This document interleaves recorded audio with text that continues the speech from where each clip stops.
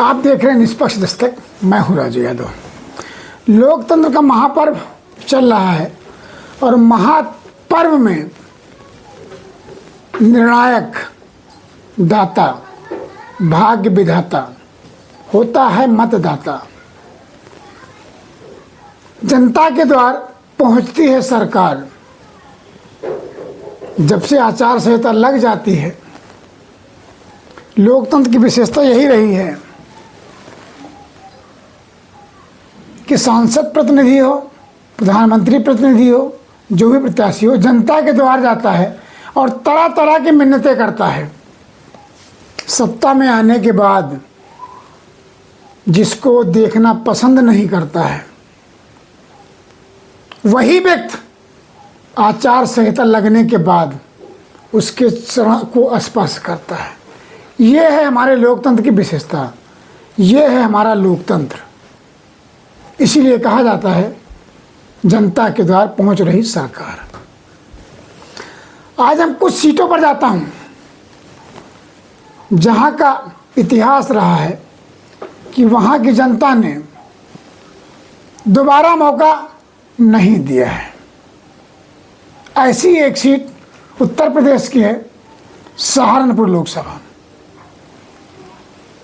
जहां की जनता, जहां का मतदाता जिसको चुनती है अपना भाग्य विधाता, मात्र 5 वर्ष के लिए। 5 वर्ष के बाद दोबारा वही प्रत्याशी बनकर, भले उस दल से है किसी और दल से है, उसे मौका नहीं देती है। और यही नहीं, कुछ अपवाद ये भी रहे हैं, कुछ जगह पर किन्हीं कारणों बस उपचुनाव होता है, कुछ प्रतिनिधियों का कार्यकाल 1 वर्ष 2 वर्ष होता है, उसके बावजूद जब वहाँ उपचुनाव होता है तो वहाँ की जनता उसे दोबारा ही नकार देती है। उसी क्रम में हम चलते हैं सहारनपुर। 98 के बाद से अब तक मतदाताओं ने किसी भी प्रत्याशी को दोबारा नहीं चुना है। मतलब कंटिन्यूअस में दोबारा उन्हें अपना सांसद नहीं चुना है। 98 में यहाँ से भाजपा के नकली सिंह बसपा के संस्थापक काशीराम को पराजित कर सांसद बने थे। 1999 में बसपा के मंसूर अली खान ने यहाँ से बाजी मारी तो 2004 में सपा प्रत्याशी राशिद मसूद जीते। 2009 में सीट के चुनाव में बसपा के जगदीश राणा ने जीता। 14 में भाजपा के राघव लखनपाल ने जीत दर्ज की। 19 में वो बसपा के हाजी फजलुर रहमान के हाथों पराजित हुए। इस बार चुनाव में भाजपा ने राघव लखनपाल, कांग्रेस ने इमरान मसूद और बसपा ने माजिद अली को अपना उम्मीदवार बनाया है। जनता पार्टियों द्वारा बनाए गए उम्मीदवार को आंखों में बिठाती है, नकारती है, उसका मताधिकार तय करता है। इसके बाद हम चलते हैं अमरोहा सीट पर। अमरोहा सीट पर क्रिकेटर चेतन चौहान 1998 में भाजपा के प्रत्याशी के रूप में मैदान में आते हैं और जीत जाते हैं। लेकिन 99 में ही 1 वर्ष बाद वो बसपा के राशिद अली से हार जाते हैं। यह है भाग्य विधाता का मताधिकार। 2004 में अमरोहा के मतदाताओं ने निर्दल प्रत्याशी हरीश नागपाल को अपना राजा चुना, भाग्य विधाता चुना। 2009 में रालोद के देवेंद्र नागपाल को सांसद बनाया। 2014 में कुंवर सिंह तंवर को ने केसरिया परचम लहराते हुए जीत दर्ज की। 19 में बसपा के कुंवर दानिश अली ने हाथी की रफ्तार भरी। भाजपा ने इस बार कंवर सिंह तंवर को, बसपा ने मुजाहिद हुसैन को और कांग्रेस ने बसपा छोड़कर आए कुंवर दानिश अली को प्रत्याशी बनाया है। सबका भाग्य इस बार मतदाताओं के हाथ में है। इसी क्रम में बात कर लेते हैं हम जौनपुर की। जौनपुर का इतिहास भी इससे पीछे नहीं रहा है। उसने भी किसी भी सांसद की पुनरावृत्ति रेगुलर नहीं की है। 1977 में भारतीय लोक दल के यादवेंद्र दत्त दुबे चुनाव जीतते हैं, तो 80 में अजीजुल आजमी मैदान मार ले जाते हैं। 84 में कांग्रेस के कमला प्रसाद सिंह, तो 89 में भाजपा के यादवेंद्र दत्त दुबे सांसद बन जाते हैं। 91 में जनता दल अर्जुन सिंह यादव को चुनती है, तो 96 में भाजपा के राजकिशोर सिंह को विजय मिलती है।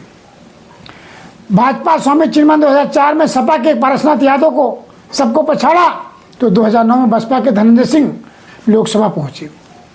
2014 में भाजपा के केपी सिंह और 2019 में बसपा के श्याम सिंह यादव ने जीत दर्ज की। इस बार भाजपा ने महाराष्ट्र के गृह राज्य मंत्री कृपाशंकर सिंह को मैदान में उतारा है, जबकि सपा व बसपा ने अब तक प्रत्याशी घोषित नहीं किए।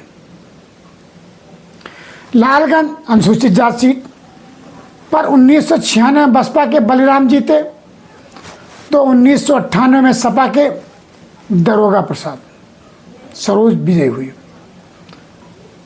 1999 में बलिराम फिर जीते, तो 2004 में सपा के दरोगा प्रसाद बाजी मार ले गए। 2019 में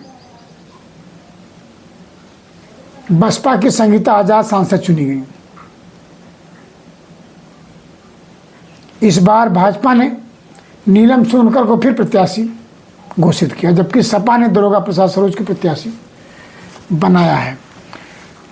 तो कुछ ऐसी सीटें हैं जहां के मतदाता जानते हैं पुनरावृत्ति से कहीं ना कहीं क्षति होती है। घोसी के मतदाता भी कम चालाक नहीं हैं। 1998 में कल्पनाथ राय को जिताने के बाद किसी को लगातार लोकसभा नहीं भेजा है, रिवाज बदल दिया है। 1999 में बसपा के बालकृष्ण चौहान जीते, जबकि 2004 में सपा प्रत्याशी चंद्रदेव प्रसाद जीते। 2014 में मोदी लहर में भाजपा के हरियाणा राजभर संसद पहुंचने में सफल हुए।